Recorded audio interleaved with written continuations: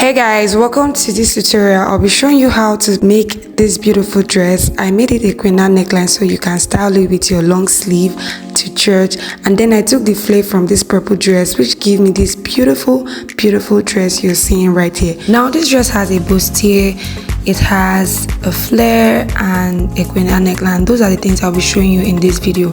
Now for the bustier, I actually did not cut a bustier, I cut a normal top, but I added cup, so you can call it a Bustier Illusion. Okay, now I used Inseam finishing and the queen and neckline. I'll be showing you how to create the queen and neckline if you wanted to show your cleavages and if you wanted to cover up properly.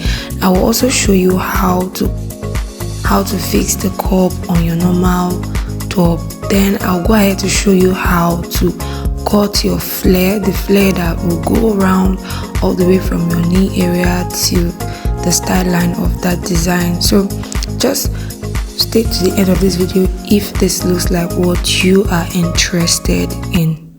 So I have one set of Ankara piece here.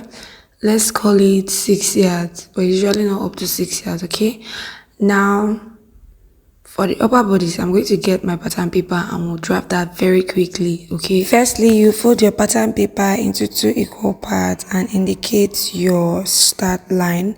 Your start line is also your shoulder line. From that start line, go in by 8 inches and that will be our chest line. After marking the chest line, place your tape on the start line and go in by your bust line. The bust line I'm working with is 11 inches. Now to know your bust line, place your tape from your shoulder to your nipple. That's how you know your bust line. Okay, now I'm going to roll across these points I have. After indicating your chest line, your bust line, next is your waist line. I'm using 16 inches for the waist, and then your half length. The half length I'm working with is 17. And now for the shoulder line, the shoulder is 16 inches. I'll divide by 2, right? And that will give me 8. But I'll mark 7.5.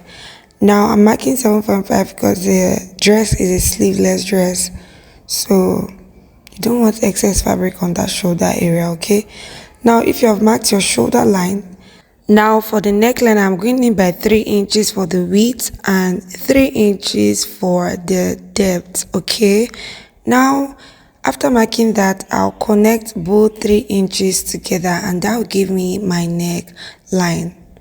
Go to the point we had our shoulder line, go in by ½ inch. I'm going in by ½ inch and that will give the shoulder slope effect. Now, why did I use ½ inch? I use ½ inch because this dress is sleeveless. Okay, so that shoulder slope, if you make it up to like 1 inch, you may not like the way it will sit on the shoulders, so I use ½ inch. Next would be on the chest line. I would divide my bust circumference by 4. 40 divided by 4 will give me 10. I will add extra 1.5 inches allowance. So I'll connect from that shoulder slope all the way to what I just marked on my chest line, and that will be my armhole. For the bust line, I'll mark the same 11.5 on the bust line. Now for the waist measurement we're working with is 34. 34 divided by 4 is 8.5. 8.5 plus 1.5, that will give me 10, and I'll mark 10 right there.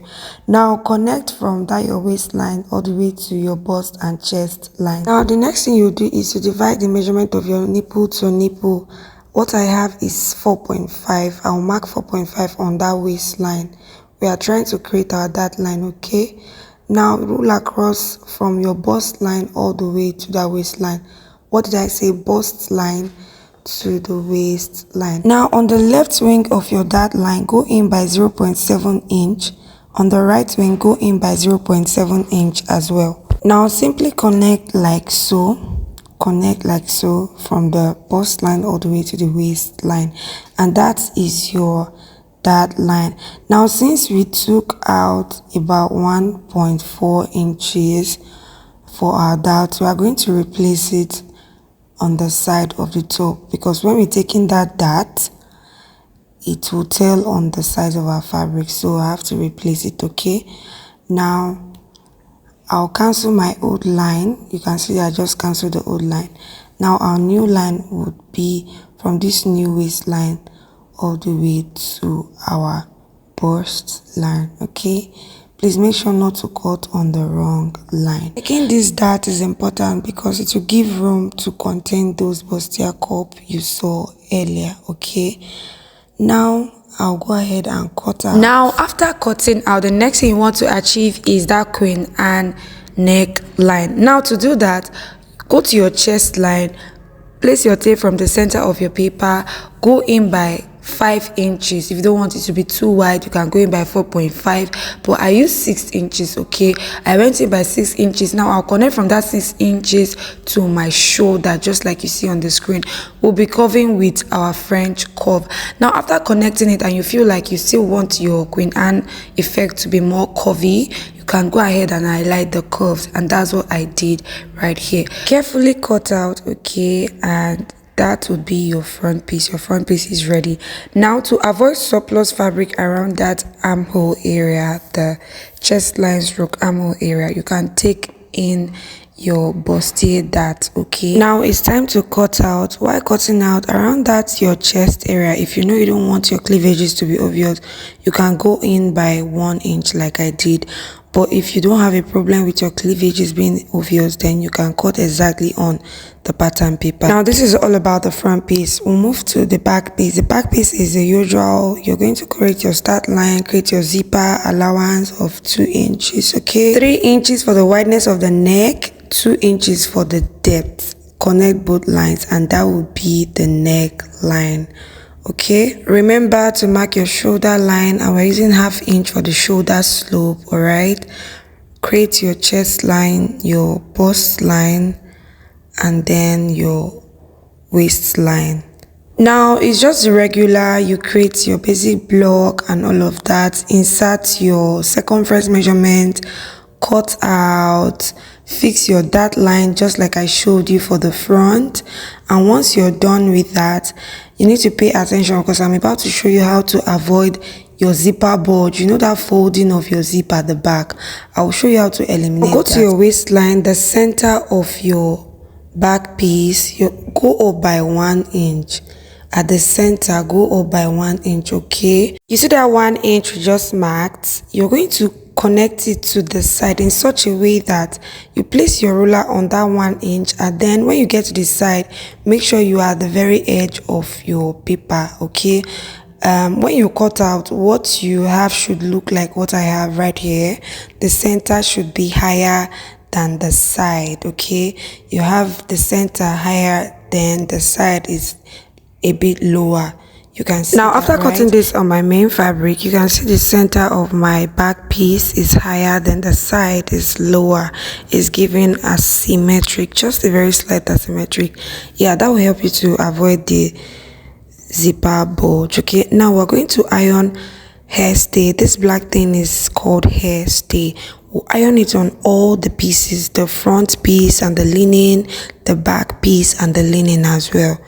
Right. After ironing, keep them aside. Let's move to cutting the lower bodice. We all know the lower bodice is a straight skirt, is a straight cut rather. So we'll fold our fabric into 2 like so. Get our tape, mark 2.5 inches, and that will be the allowance for the zipper. Now use your ruler, rule across all the areas of your fabric using 2.5 inches. That is simply your zipper allowance. Now after you've ruled across all the areas of your fabric, you're going to fold into 2 again. After folding into 2, make sure you don't exceed that line you drew for allowance. Okay, good. Next is to start applying the circumference measurement. Now for the waist circumference is 30.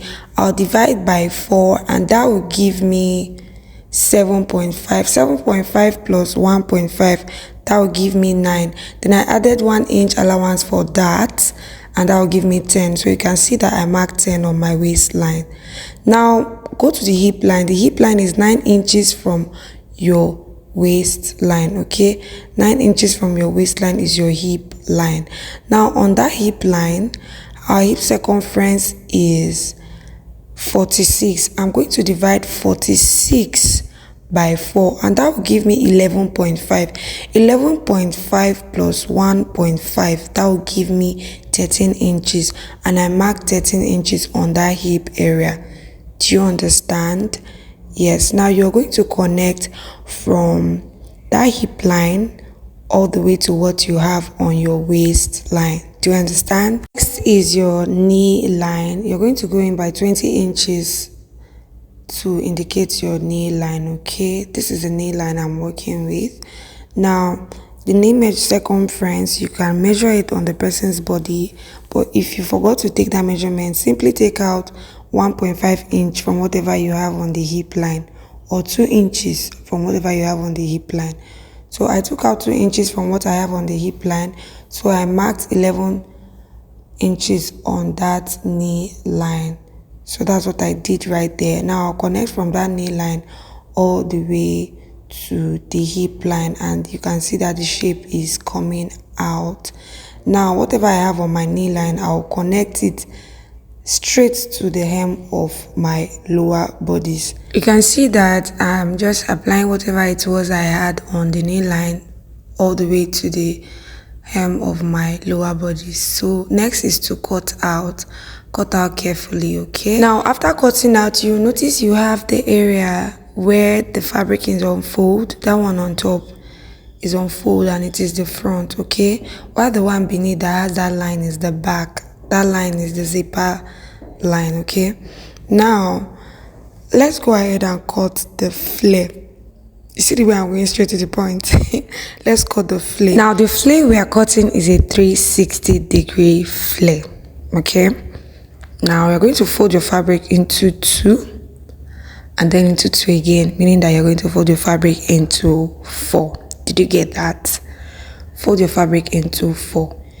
What I have here is 2 yards of fabric. Okay, so I'll fold it into 4, which I have done.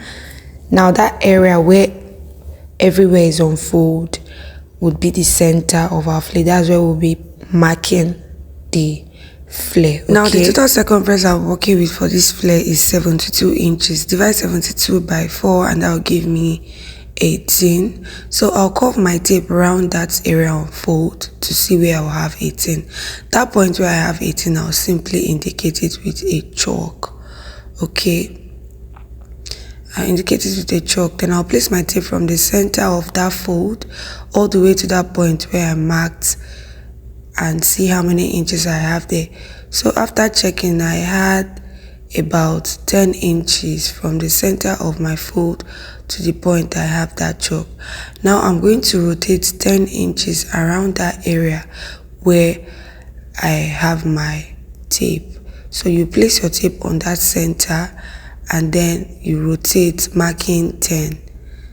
So you rotate your tape like you see on the screen, marking 10 roundabout till you get to the other part of the fabric. By the time you're done rotating, you have like a circle shape. Okay, so now how did I get 72 inches? I simply use my tape to place around about the areas I want the flare to sit, and I think I had about 50 something inches, so I just added extra in case I wanted to add gathers. So it's better to have your flare excess than for it not to be enough. You get? So that's how I came up with that 72 inches. Now after rotating 10 inches, you can see that we have like a shape like cone. Yeah, the next thing we want to rotate is the length of the flare. Now how many do you want the length of your flare to be? Do you want it 8 inches long, or 5 inches long, or 10 inches long? There's no calculation to this. You are the one that will decide how many inches you want. Now I wanted my flare to be 10 inches long, so I'm going to rotate 10 inches, placing my tape on that chalk which I already drew this time around. You can see what I'm doing on this screen. It is quite explanatory. So I'll be rotating 10, placing my tape on the first circle which I just drew. Do you understand that? So after rotating 10 inches, by the time I turn this over, stitch up and turn it over, I should be having like 9 inches. Do you get? So the 10 inches is plus my seaming allowance. You can see that we're already having like a flare like shape. We'll go ahead and cut out on the first line and on the second line, and this right here is how I achieve the flare. Now I'll go ahead, I ironed hairstay on the flare, both on the right fabric and on the linen. So make sure you iron your hairstay, because this is Ankara. I don't want to use gum stay. Gum stay will be too stiff.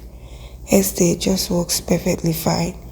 So just that about cutting the flare. Now for the sewing, I've gone ahead to iron hairstay on my front piece, the lining, the back pieces, and the lining as well. I've also gone ahead to iron hairstay on the flare. After ironing the hairstay on the flare, I've gone ahead to interface the flare as well. The flare, if you have extra fabric, you can double the flare with the main fabric, but if you don't have much fabric, you can double the flare with your linen. Okay, I've also gone ahead to shape the skirt. You're going to shape the skirt without the linen. Remember I told you I'm doing inseam finishing, right? So you shape the skirt without the linen. We'll fix the flare on the skirt before we'll now line the skirt, before adding the lining. I hope that makes sense. So right here I am just trying to fix the flare to get those lines where I'll place the flare, but I don't know, I felt like it wasn't very visible enough from the camera. So I'm going to get my mannequin. I'll wear the skirt on the mannequin. Now from the waistline, you go in by 15 inches because that's what I did. Then from that 15 inches on the center of my skirt, I had to draw an asymmetric line that ran from the center of the front through to the center of the back. So after that, I now started fixing my flare on those lines using pin. Now remember when we were cutting that flare, I told you that to get the circumference you need, place your tape around those areas where the flare will be seated. That was exactly what I meant. Those lines I just drew, you measure them, and whatever you have, that's what you use for the circumference of the flare. Now this is me fixing the flare from the center of the front all the way to the back. That center part will have a little gathers. Yeah, that's one of the reasons I added extra to my flare. So, alright, after pinning up on the lines that you have created where you want your flare to sit, the next thing will be to stitch them permanently using your sewing machine. Okay, now you have to stitch this up before adding your lining so that that line will not be visible when you turn to the wrong side of your dress. Do you understand? So that the inner of your dress will be very neat, basically. So that's that concerning attaching the flare. You can see how beautiful it looks. Now onto the upper bodice. I have gone ahead to interface the upper bodice. Now I'm just notching round about the neckline. You need to do this notching, is very important. Okay, after notching round about the neckline, you can see that I have inserted my darts on the fashion fabric and my dart on the linen. Now the next thing to do is to get your bra cups. Insert the darts on the bra cups. I've gone ahead to insert the dart. Next, we're going to put or place these cups on the dart lines. Open up your fashion fabric. Between your fashion fabric and your lining, you place the cup directly on the dart lines. You can use your hand needle and thread to hook that line with the bra cup, and also hook the top of the cup with the top of your neckline. Do you understand? If you don't want to do that, you can also stitch round about the cup on the linen. Anyone that works for you. Okay, afterwards you can seal up with hemming gum to just secure permanently. So once you're done doing that, you would really not be able to tell that this is not a bustier, because it will look so nice. If you're busty, this will work for you. If you're trying to make a quick dress, this would also work. So I wanted the sleeveless to be really sleeveless, and so I noticed that the fabric on the shoulder line was much, and I just trimmed off a little. Now after that, I've gone ahead to stitch up the shoulder lines. I'll shape the sides, attach the lower bodice to the upper bodice, and that will be that for this tutorial. If you need a tutorial on how to do like an inner seam lining method, drop a comment on the comment section. Bye.